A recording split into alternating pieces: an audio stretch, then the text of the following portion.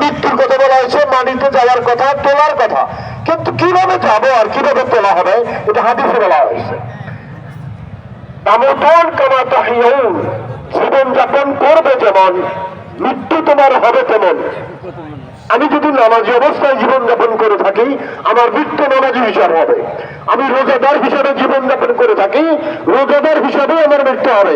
আমি যদি আল্লাহ ভক্ত রসুলের অনুসারী হয়ে জীবন যাপন করি আমার মৃত্যু ওই দপ্তরেই আমার নাম যাবে এবং ওই পরিবেশে আমার মৃত্যু হবে। আর যদি আমি খোদা দ্রোহী হয়ে যাই, আমি যদি আল্লাহ দ্রোহী হয়ে যাই, রসুল সুন্নাত বিদ্বেষী হয়ে যায়, আমার মৃত্যুটা এরকমই হবে।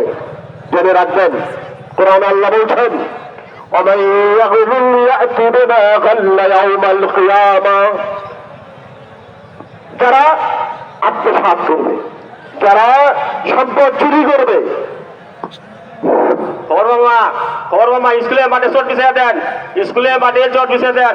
আর মাঠের উত্তর পাশে বারান্দার ব্যবস্থা আছে, বারান্দা মাঠের উত্তর পাশে বারান্দার ব্যবস্থা, আমরা উত্তর পাশে করে যাই। মামা স্কুল মাঠে চট বিছিয়ে দেন, লোক অনেক বেশি, তাড়াতাড়ি করেন, আমাদের সময় হয়ে গেছে। খবর তুমি তাড়াতাড়ি ওই স্কুল মাঠে পলিথিন গুলো বিছিয়ে দাও, লোক ধারণ করতেছে না।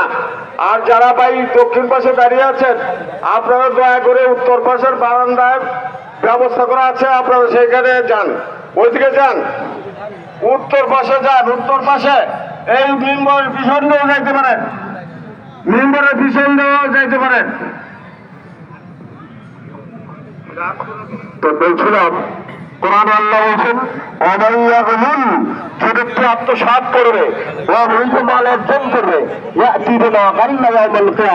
হাসরের ময়দানে, আমরা বসে যাই হাসরের ময়দানে ওই মাল সহ তারা উপস্থিত হবে। কথা বুঝেন? তাহলে আমি যদি মানুষের মাল আত্মসাৎ করি